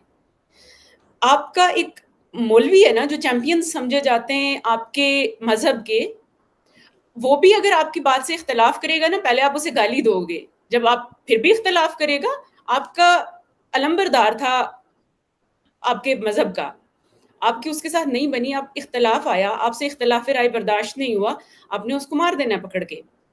भाई मजहब पे तो बात ही ना करो ना, मजहब तो आउट ऑफ रिलीजन जैसे स्टेट का होना चाहिए या फर्द का होना चाहिए? रिलीजन फर्द का होता है। आप अगर जब हम्म। स्टेट पे करते हो ना, तो फिर 2 ही रियासतें हैं जो मजहब के नाम पे बनी है, या पाकिस्तान बना है या इसराइल बना है। तो सिचुएशन हमारे सामने है। आपने दुबई की बात की, दुबई में मैं जाती हूँ, आप जाते हैं, एक बैकपैक लेके जाते हैं ना, हमें ये श्योरिटी होगी कि हमारे पास अगर $100 है ना, हम लेके इन्वेस्ट करेंगे, वो हमारे $100 जाया नहीं जाएंगे। हम शायद 1 साल बाद ना वही $100 लाख डॉलर कर चुके हों। यहाँ पे इन्वेस्टमेंट की मैं आपको एक बेसिक एग्जांपल देती हूँ। हमारे प्रीवियस कोई जो ये डेकेड गुजरा है, इसमें सबसे ज्यादा अगर कोई अर्न कर रहा है, जो रेमिटेंसेस ला रहे हैं, वो है फ्रीलांसर्स। हम फ्रीलांसर्स को क्या इंसेंटिव्स दे रहे हैं? पेपाल तक नहीं है पाकिस्तान के अंदर। आप वो मतलब एक आपकी इनफॉर्मल इकोनॉमी में आ रहा है ना, वो डॉलर्स आ रहे हैं और अच्छे खासे डॉलर्स आ रहे हैं। आप फ्रीलांसर्स की अर्निंग देखें, मैं उस दिन देख रही थी कि किसी बंदे ने एक पोस्ट की हुई थी, उसमें 4-5 गाड़ियां खड़ी थी, एक प्रोडो थी, एक BMW थी, एक जो है ना साथ में छोटी गाड़ी थी, और एक साइकिल खड़ी थी। तो उसको ना कैटेगराइज किया हुआ था कि ये जो है ना मैट्रिक फेल यूट्यूबर की गाड़ी है जो सबसे बड़ी थी, उसके बाद जो है वो फ्रीलांसर की गाड़ी है, फिर जो है ना वो एक गवर्नमेंट के सेक्टर वाले की गाड़ी थी, और जो आम बंदा नौकरी करने वाला था उसकी साइकिल थी। तो मुझे वो बात बड़ी फील हुई कि ठीक है, वो पैसा तो ला रहे हैं ना, आपकी इकोनॉमी में हिस्सा तो डाल रहे हैं, तो आप उनको इंसेंटिवाइज कैसे कर रहे हो? एक बंदा था, उसने फ्रीलांसिंग स्टार्ट की, आज उसके पास एक सॉफ्टवेयर हाउस है। उसने एक स्टार्टअप स्टार्ट कर लिया, उसने एक बिजनेस स्टार्ट कर लिया। और यहाँ पे एक बड़ी फेमस सी एक बात कोट की जाती है कि जब तक आपका बिजनेस तब तक सक्सेसफुल नहीं होता जब तक आपका कोई बंदा सिविल या मिलिट्री ब्यूरोक्रेसी में ना हो, आपके इंस्टीट्यूशंस स्ट्रांग नहीं है। लेट्स सपोज अमेरिका का सिस्टम है, अमेरिका का चाहे ट्रंप आता है, चाहे ओबामा आता है, चाहे जो बाइडन आता है, ठीक है, थोड़ी बहुत पॉलिसीज हर किसी की चेंज होती हैं, लेकिन उनकी इंस्टीट्यूशंस तो स्टे कर रहे हैं ना। जी जी। आपके पास इंस्टीट्यूशंस, आपके इंस्टीट्यूशंस का कोई सिस्टम नहीं है, आपका इंस्टीट्यूशंस के सिस्टम का मसला है।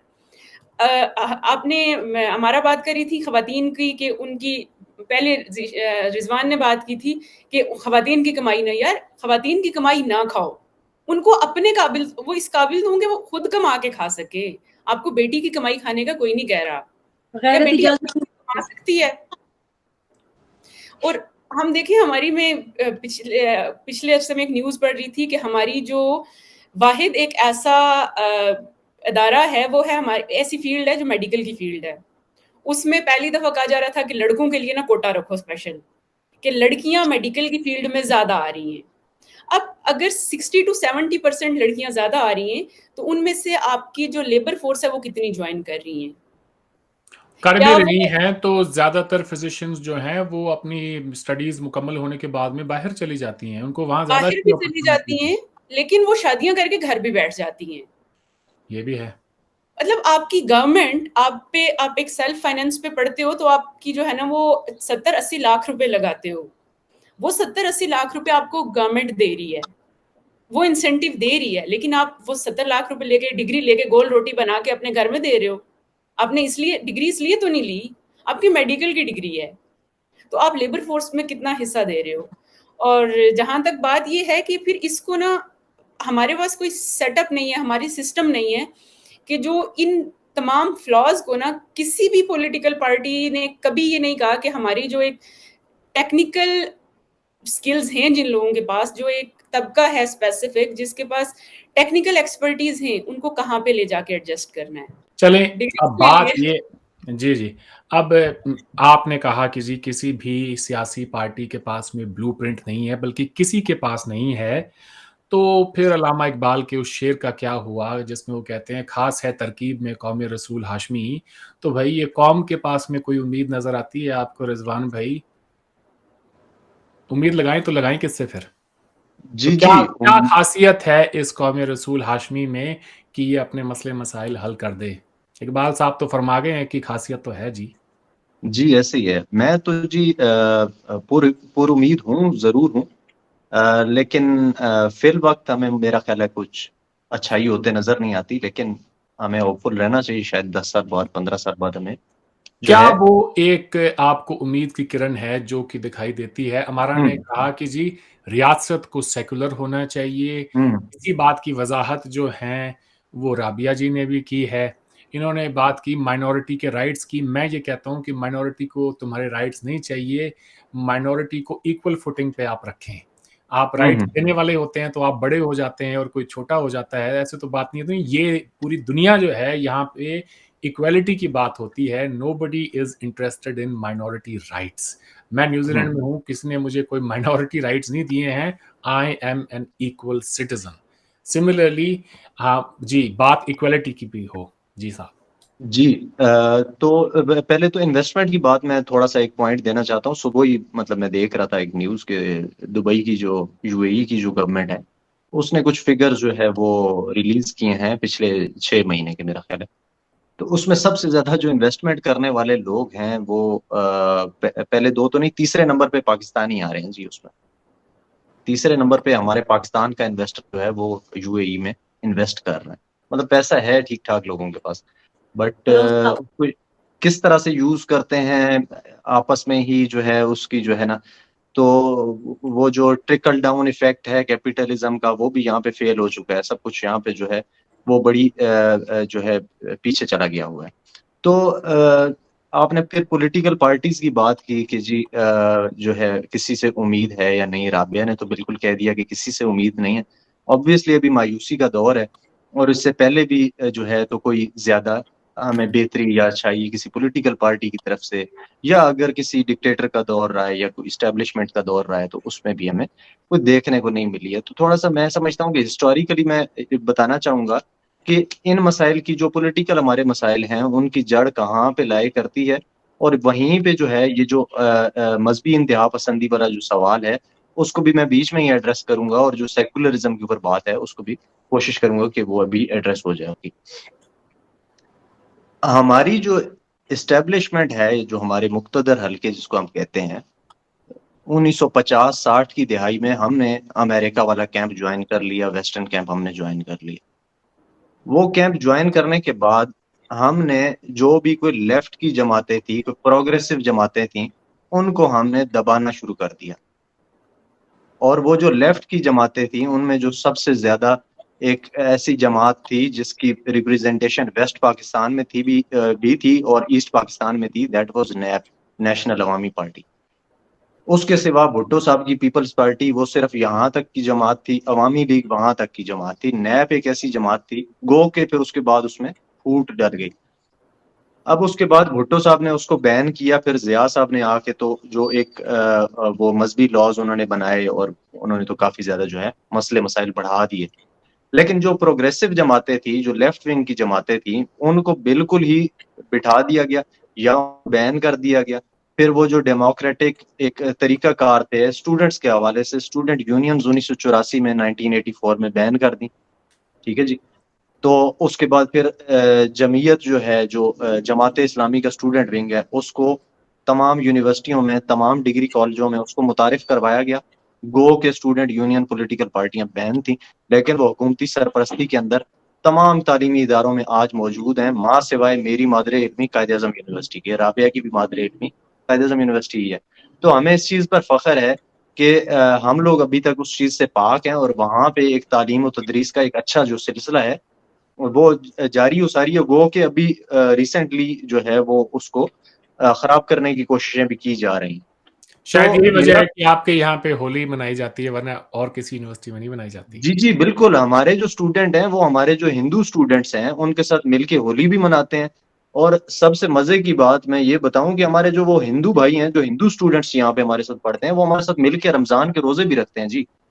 बहुत खूब। तो हमारी जो यूनिवर्सिटी है, हमारा जो कुछ 1700 एकड़ का हमारी जो जागीर है जिसको हम कहते हैं, तो उसके अंदर तो हम इतनी जो है रवादारी की जो मिसालें हैं वो हमें मिलती हैं। तो ये हमें लगता है कि शायद हम यहाँ से बाहर कहीं बैठे हुए हैं, किसी और जगह पे बैठे हुए हैं, लेकिन ये है कि बड़ा एक अच्छा पुरअमन सी फिजा हमारे यहाँ मौजूद है। तो मेरा ख्याल है जो सियासी इंजीनियरिंग की गई है, किसी एक साइड को सुप्रेस करने के लिए, फिर जो दूसरी साइड है उसको हमने स्ट्रॉन्ग किया है।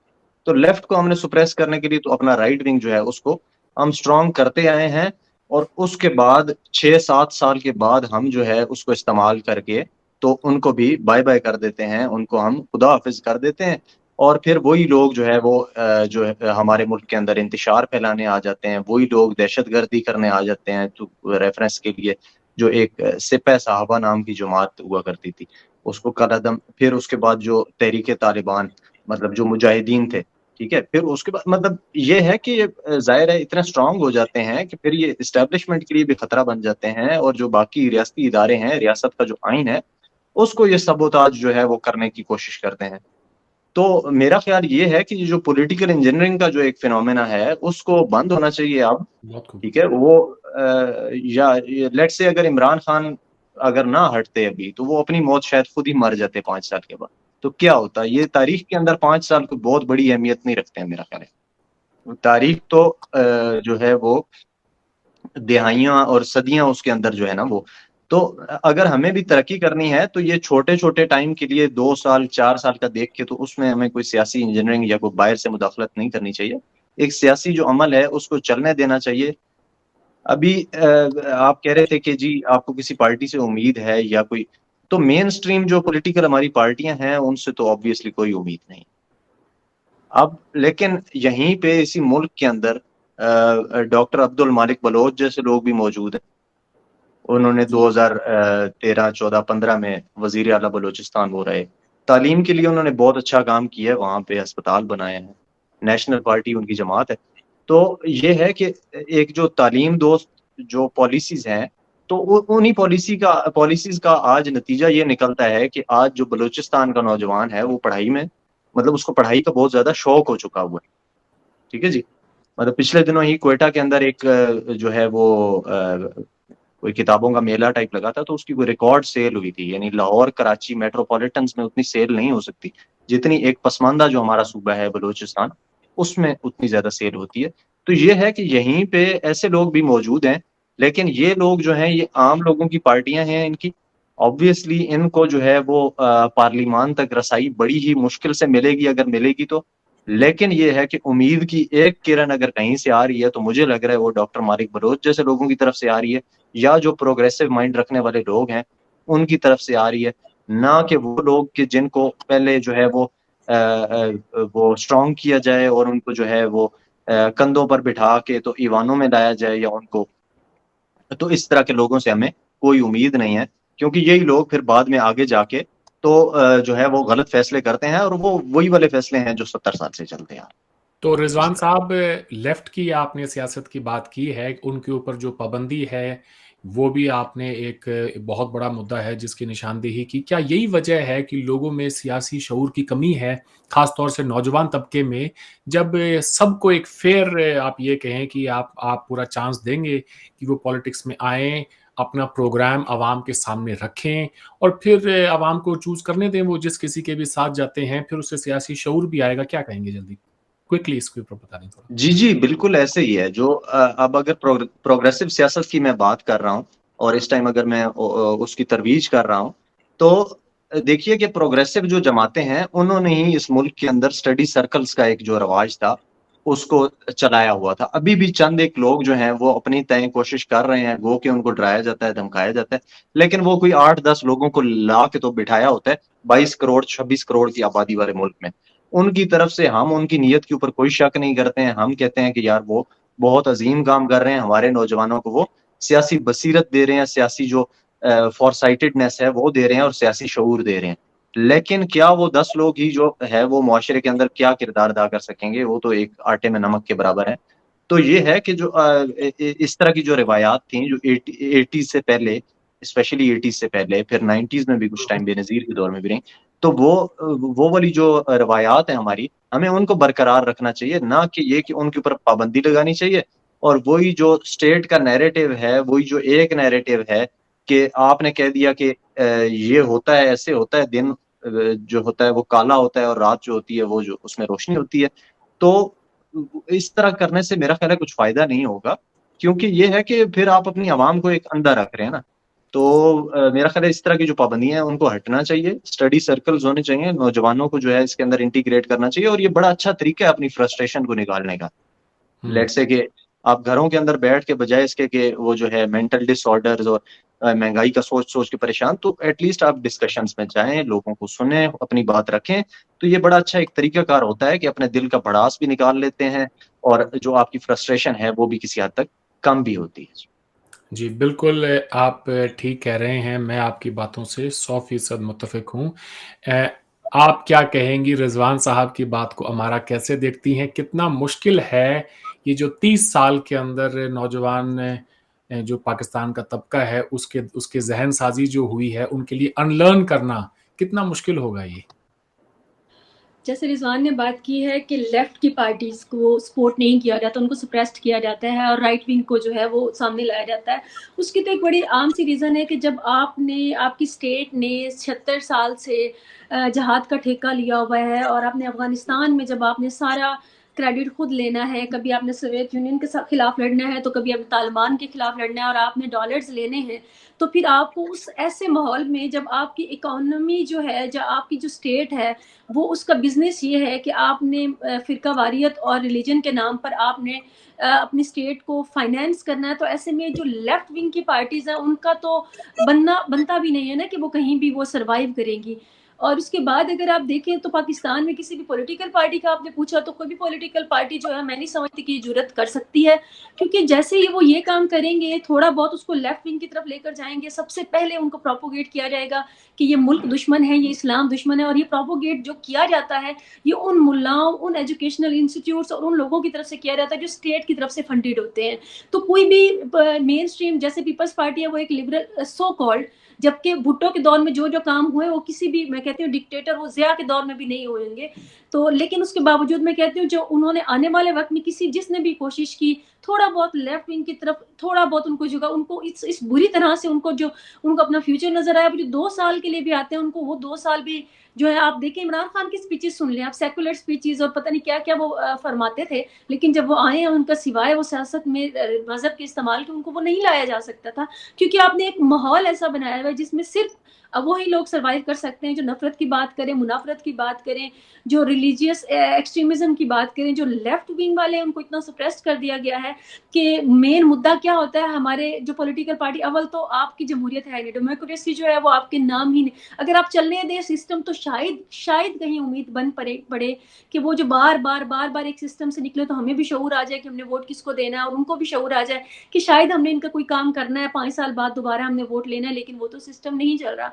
हमारे मुद्दा क्या होता है कि आपका एमपी एमएनए जब आपके घर वोट लेने आता है तो आपका क्या होता है, हमसे डिमांड कि हमारी गली का सोलंग बना दें, उसको सोलंग, हम रोड को सोलंग कहते हैं, नालियां बनवा दें। ये हमारा मुद्दा होता है। हमने कभी नहीं कहा कि स्कूल बनवा दें, हमने कभी नहीं कहा कि कोई भी प्रोग्रेसिव काम किसी के लिए। हमारा मेन जो उनसे होता है वो ये होता है, जो प्रोग्रेसिव लोग होंगे वो आप देख लें कि वो अमार अली जान जैसे लोग होंगे, वो तैमूर रहमान जैसे लोग होंगे, वो जिब्रान नासिर जैसे लोग होंगे, वो फिजिक्स में वो क्या नाम है उनका, मुझे नाम भूल रहा है, वो जो हमारे परवेज हूद भाई साहब, वो घर बैठे होंगे, उनको आपकी यूनिवर्सिटी नहीं। परवेज हूद भाई इस वक्त कोई यूनिवर्सिटी उनको किसी, वो एक बहुत बड़ा नाम है फिजिक्स में, लेकिन इस वक्त कोई भी गवर्नमेंट जॉब वो नहीं, उनको निकाल दिया जाता है हर दफा। तो ऐसे नाम इनको इतना इस हद तक उनके ऊपर जिंदगी का तंग कर दी जाती है कि कोई भी हिम्मत नहीं करता मेरे, या मैं कहती हूँ आप रिजवान बैठे हैं, राबिया बैठी है, हम कैसे अपनी जिंदगी पूरी कुर्बान करें और हम लोग बात करें इंसाफ की, इक्वालिटी की, सेकुलरिज्म की, लेफ्ट विंग की, और हम फिर अपनी पूरी जिंदगी, अपने खानदान की जिंदगी खतरों में डाल दें। इससे बेहतर यही नहीं है कि मैं बात करूं मजहब के नाम पर नफरत फैलाने की, मैं अपने सेक्ट की बात करूं, मैं एक्सट्रीमिज्म की बात करूं, मैं दुपट्टा उतार के या मैं आधे कपड़े पहन के आऊं, या मेरे ब्रांड जो है वो लाखों करोड़ों में हो, लेकिन बात आकर करूं मजहब की, या आप ये औरतें कितनी बेहया होगी, मैं खुद ही आकर ऐसे कहूं, जैसे कि आप देखते हैं हरीम, शावीना मलिक, मारिया भी, इस जैसे लोग। तो अब मैं या तो ऐसे करूं तो फिर तो मेरा सर्वाइवल है। पर्सनल लाइफ में जितनी भी करप्ट हो जाऊं, मैं चाहे आपके सामने जिस भी लिबास में हो, लेकिन मैं गुफ्तगू मुनाफिकत करूं और मैं कहूं कि ये जो औरतें हैं ना, इन्होंने बड़ी, इनका क्या, तो बात आप यकीन माने पूरी कौम मेरी फॉलो में लिस्ट में होगी और वो कहेंगे इनसे बेहतर कोई खातून ही नहीं है। और अगर मैं एक मुनासिब तरीके से आके मैं एक बेहतरीन जिंदगी गुजार के मैं अमन की बात करूंगी, मैं कहूंगी कि आपके पास अगर कोई वोट लेने के लिए आ रहा है, या आपकी स्टैब्लिशमेंट भी है, जैसे कि हमारे पास पावर, तो हम उनसे डिमांड करें कि देखिए जी हमें नफरतें नहीं चाहिए, हमें नॉर्मेलिटी चाहिए, हमें जमात के स्टूडेंट्स डंडा उठाए हुए हमें यूनिवर्सिटी में निगरानी करते हुए नहीं चाहिए, हमें औरतों की इज्जत चाहिए, या हमें एजुकेशन में जो अपने एक्सट्रीमिज्म डाला हुआ है उसको अनलर्न करने के लिए पूरी जिंदगी चाहिए होती है, इसलिए उसको माइनस करें और प्रोग्रेसिव किस्म के हमारा जो है वो निसाब बनाए। तो वो डिमांड्स तो हमारी हैं ही नहीं। जो भी वो डिमांड करेगा उसको नफरत का शिकार करेंगे। जिब्रान नासिर को पता है वो वोट मांगने गया और उनसे कहा गया कि आप बताएं पहले अहमदी काफिर हैं या नहीं। उनसे सवाल ये नहीं किया गया था कि आप क्या करेंगे एमपी या एमएनए बनके, आप तरक्की के लिए क्या करेंगे इस हमारे इलाके की। तो तरक्की, लोगों का दिमाग ही गटर माइंडेड इतना है कि गटर और नाली से निकल के उनका दिमाग आगे जाता ही नहीं है कि हमने कुछ बेहतर करना है, क्योंकि उनको ये सिखाया गया है। आपकी जो स्टेट है उसका बिजनेस ही कुछ ऐसा था कि लोगों को सिर्फ नफरतें सिखाई जाएं। अब बात आ जाती है एंड पे कि आप किससे उम्मीद रखें। तो देखें जी, अब ये तो पहले वो लैंड रिफॉर्म, खवातीन की एम्पावरमेंट उनकी तरह, या ये एक दीवाने का ख्वाब है कि आप ये उम्मीद रखें कि एक वक्त आएगा जमहूरियत यहाँ पे चलेगी, एक वज़ीर आज़म आएगा, 5 साल चलेगा। देखिए जी, इन नियर फ्यूचर ये नहीं होने वाला, और इस रियलिटी को तस्लीम कर लें। इनकलाब बर्पा करने के लिए अभी हमारे पास बिल्कुल हिम्मत नहीं है। रोटी एक वक्त की मिलती है, उसमें इतनी ताकत हमारे नहीं है अवाम में कि उस एक वक्त की रोटी से इनकलाब लेकर आए, दूसरे भूखे पेट इनकलाब नहीं लाएंगे। मुश्किल वो हेड टू करते हैं, वो हेड टू माउथ होते हैं, हैंड टू माउथ होते हैं कि आप रोटी बच्चे की पूरी करें। तो इसके लिए मैं तो सिर्फ ये कहती हूँ कि चले स्टेट को ही हम डायरेक्टली रिक्वेस्ट कर लेते हैं ना कि हमारे पास स्टेट के पास बहुत बड़ी ताकत है। आप हमारे पास जो जर्नल आते हैं जिनके पास एक कुर्सी होती है, उनके पास दाव के हमारे पास माफियाज बहुत बड़े हैं, हमारे पास रिलीजियस पार्टीज जो हैं वो बहुत वो इस हद तक एम्पावरमेंट उनकी है कि वो उनको भी वो करते हैं, वो अपनी मर्जी से चलाते हैं, लेकिन उसके बावजूद उस कुर्सी में ताकत बहुत ज्यादा है। अगर हमारे मुल्क में अगर कोई आप चाहते हैं या हम सोच सकते हैं, जैसे आपने कहा है ना कि रियलिस्टिक वे में मैं तो एनालिसिस कर रही हूँ कि अगर आप सोच सकते हैं कहीं तब्दीली, तो अब ये है कि अब जनरल आसिम मुनीर चले, जनरल आसिम मुनीर का दिमाग अगर काम करता हुआ कि मैंने इस मुल्क को थोड़ा सा नॉर्मलाइज करना है, इस मुल्क की खवातीन को भी मैंने जो 50% से भी ज्यादा हैं उनको भी नॉर्मेलिटी की तरफ लेके आना है, एजुकेशन की वो कर सकते हैं। मैं नहीं समझती कि कोई भी वो ही कर सकते हैं कि जो लेफ्ट वाले जो चंद एक मैंने लोग गिनवाए, इनके ऊपर आप इनको, जुनेद हफीज हमारे एक प्रोफेसर है इंग्लिश के, और वो 10 सालों से, इससे भी बल्कि ज्यादा में, वो तौहीन के, और वो वो जेल में सड़ रहे हैं। आप हमारे जनरल साहब हैं जो हमारे और आप जैसे लोगों को वो कह सकते हैं, अपनी स्टेट को, अपने एजेंसीज को, कि इनके ऊपर बजाय कि आप डंडा रखने के बजाय इनके आप मौलवियों को कंट्रोल करें जो दिन रात नफरतें फैला रहे हैं, तो ये पॉलिसी वो जरूर दे सकते हैं। तो let's see and let's hope कि जनरल साहब को ख्याल आ जाए, चले वो हमारी पॉलिसीज बदल दें, अदरवाइज नो होप। जी, आप बिल्कुल आप ठीक कह रही हैं, आपकी बातें यकीनन कड़वी हैं मगर सच्ची हैं। मैं प्रोग्राम के आखिरी हिस्से में एक आप लोगों के लिए एक सवाल मेरा है और मैं चाहूँगा कि आप उसका पॉइंटेड सवाल होगा, पॉइंटेड ही उसका जवाब दें। एक पैगाम दें जी आप पाकिस्तान की रूलिंग एलीट के नाम, और एक पैगाम दें पाकिस्तान के नौजवान तबके के नाम कि वो ऐसा क्या करें कि जिससे कुछ सूरत हाल में तब्दीली आए। राबिया साहिबा, आपसे शुरू करते हैं। अच्छा, रूलिंग एलीट के लिए ये है कि अपार्ट के आपका रिलीजन क्या है, अपार्ट के आपका सोच क्या है, अपार्ट के आपकी जो इंक्लिनेशंस हैं वो क्या हैं, आपका जेंडर क्या है, right people, right person at the right place. आपके पास अगर इकोनॉमी की एक्सपर्टीज हैं, एक बंदा चाहे वो माइनॉरिटी से है, चाहे वो मेजॉरिटी से है, चाहे वो हिंदू है, मुस्लिम है, एनीबडी, अगर उसके पास आपकी इकोनॉमी को संभालने का तरीका है तो उसको उसकी पोजीशन दो। Right person at the right place, क्योंकि उसको पता है, उसने वहां पे आके आपको शायद मजहब का दर्स ना देना हो, उसने आके आपकी इकोनॉमी को संभालना है, वो बेहतर तरीके से जानता है कि इकोनॉमी कैसे बेहतर होगी। और जहाँ तक नौजवान तबके की बात है, तो नौजवान तबके के लिए सबसे पहले तो मैं ये कहूँगी कि आप लोगों की ना एक बेसिक चीज़ होती है, वो होती है कैरेक्टर बिल्डिंग। कि जब आपकी कैरेक्टर बिल्डिंग होती है ना, तो फिर आपके पास एक क्लैरिटी ऑफ माइंड आती है कि अगर आपका एक स्ट्रांग कैरेक्टर है तो आपको एक फोकस्ड वे मिलता है कि आपने अपने फ्यूचर को कैसे बेहतर करना है। जब आप अपने फ्यूचर को बेहतर करते हो तो अल्टीमेटली आप एक स्टेट के, एक कंट्री के फ्यूचर में ना कंट्रीब्यूट कर रहे होते हो, रादर कि आप छोटी छोटी बातों पे उलझ रहे हो कि आपने जो है ना एक दूसरे बंदे से बहस लगा के बैठे हुए हो कि खान साहब आएंगे या नवाज साहब आएंगे। उसके बजाय आप ये देखो कि आप जो काम कर रहे हो उसके अंदर आप कितनी स्किल डेवलप कर रहे हो, और आज से 4 साल बाद आपके पास क्या ऐसी स्किल है जो आज से 4 साल बाद आपको प्रोमिनेंट करेगी, जो आपके लिए फायदेमंद होगी। और आईटी और टेक्निकल स्किल्स मजबूरी है, ये आपको सीखनी ही होगी। अगर ये नहीं सीखते तो स्टेट को छोड़ दें, इकोनॉमी को छोड़ दें, आपका कोई फ्यूचर नहीं है। बहुत खूब। रिजवान साहब, आपका क्या पैगाम है पाकिस्तान की रूलिंग एलीट और नौजवान तबके के लिए? जी, नौजवान तबके के लिए जो पाकिस्तान में रहना चाह रहे हैं तो उनके लिए यही है कि बराए मेहरबानी अपनी स्किल्स को इम्प्रूव करें।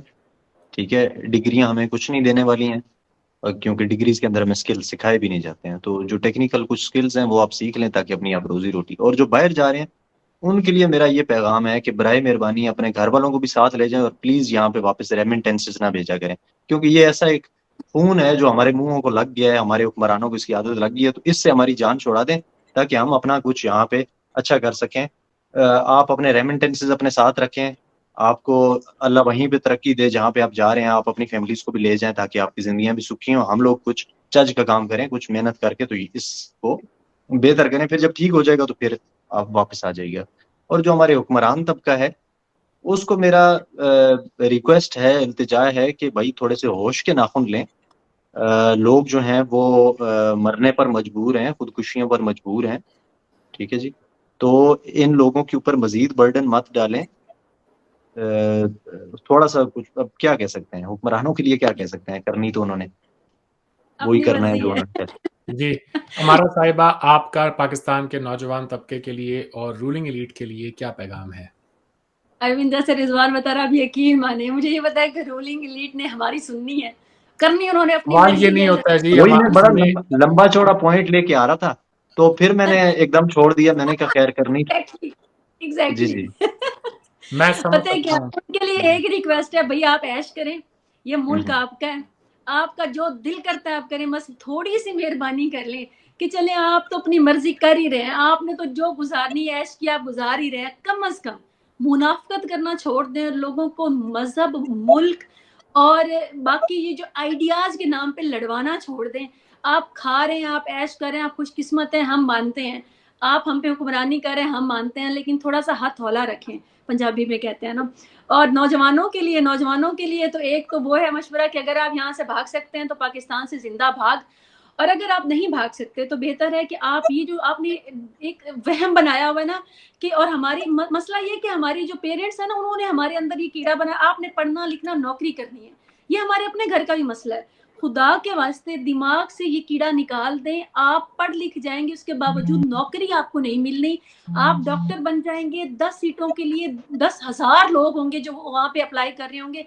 तो खुदा के वास्ते स्किल सीखें, छोटा मोटा भी सही काम अपना करें, चाहे आपको रेडी लगानी पड़ रही है, चाहे आपको छोटे छोटे काम, आप जो भी आप सेटअप करना चाह रहे हैं, आप प्रोफेशनल स्किल्स आपके पास नहीं भी हैं तो छोटा मोटा काम तो आप कर सकते हैं। आपको कोई भी करना है काम, स्किल बेस्ड काम करें, नौकरियों के पीछे, डिग्रियों के पीछे खुदा के वास्ते ये वक्त गुजर गया, वो छोड़ दें। और दूसरी अहम बात यह है कि ये जो इलीट क्लास और ये जो मौलाना हजरात और ये जो हमारे एजेंसीज हैं, इनका फ्यूल बनना ख़त्म करें, अपना दिमाग इस्तेमाल करें, सवाल करें, सोचें और कोशिश करें कि अपनी ज़िंदगी पे तवज्जो दें, बजाय कि अब पूरी दुनिया की टेंशन लेने के। नौजवान तबके के लिए तो बस मेरी यही गुजारिश है। जी, बहुत खूब। आखिर में as a well wisher of Pakistan, Pakistan के लिए हमदर्दी रखने वाले इंसान के तौर पे मैं ये कहना चाहूँगा कि पाकिस्तान के हुक्मरानों को कि जी आपको चाहिए कि आप अपने मुल्क को जो है आप फिर से ज़रा आपके जो आइडियोलॉजी है उस पर नज़रसानी करें और ये देखें कि क्या वो आज के इस दौर में एप्लीकेबल है। अगर नहीं तो खुदारा एक नॉर्मल मुल्क बनने की कोशिश करें, अपने घर के दरवाजे दुनिया भर के लिए खोलें, लोगों को पाकिस्तान आने दें। मैंने पाकिस्तान विज़िट किया है, बावजूद कि पाकिस्तान के अंदर तमाम जो फ्लॉज़ हैं, पाकिस्तान का एक दूसरा चेहरा भी है जो कि बहुत ही लिबरल है, प्रोग्रेसिव है, इस दुनिया के साथ कदम से कदम मिलाकर चलना चाहता है। उस चेहरे को अपना ब्रांड एम्बेसडर बनाएँ ताकि दुनिया के लोग जब आपकी तरफ देखें तो वो ये कहें कि हमारे जैसे ही तो हैं और उनके साथ वो जो है रिलेट कर सकें। जैसे तीनों पैनलिस्ट हैं जो आज के, इनके साथ मैं रिलेट कर पा रहा हूँ इनकी तमाम बातों के साथ। आपको चाहिए कि उसके लिए आप इंफ्रास्ट्रक्चर बनाएँ, होटल्स बनाएँ ज़्यादा से ज़्यादा। बदकिस्मती है कि लाहौर इतना पुराना कदीम शहर है, वहाँ पे होटल्स, अच्छे होटल्स जो हैं उनकी बहुत बड़ी कमी है। हाँ, शॉपिंग मॉल्स, प्लाज़ाज़ बहुत ज़्यादा बन रहे हैं, होटल्स नहीं बन रहे। वो इसलिए कि घूमने वाले लोग ही नहीं आ रहे हैं, तो होटल्स बनाने की ज़रूरत क्या है? आपके 20 मील दूर दूसरी तरफ हिंदुस्तान में छोटा-सा शहर है अमृतसर, लाहौर के मुकाबले, लेकिन वहाँ पे तकरीबन 1 लाख बंदा हर रोज़ घूमने के लिए आता है। यहाँ तक कि जिन लोगों को नहीं पता मैं बता दूँ कि ताजमहल से भी ज़्यादा लोग आते हैं पूरे हिंदुस्तान से गोल्डन टेम्पल को देखने के लिए। तो हमें चाहिए कि हम लोगों का आना-जाना आसान करें, पाकिस्तान के लोगों को दुनिया से मिलने दें, दुनिया के लोगों को पाकिस्तान से मिलने दें। एक हाइली मिसअंडरस्टूड कंट्री है पाकिस्तान, ये मैं समझता हूँ। काफ़ी हद तक जो पूरी दुनिया की परसेप्शंस हैं पाकिस्तान को लेके, वो ओवरनाइट चेंज किए जा सकते हैं, बशर्ते आप में एक विल पावर हो वो चेंज करने की। तो आज का प्रोग्राम यहीं ख़त्म करते हैं। आप देख रहे थे सरहद के उस पार। हमारे तमाम पैनलिस्ट्स का शुक्रिया। आप सबसे फिर मुलाकात होगी। खुदा हाफ़िज़। बहुत शुक्रिया।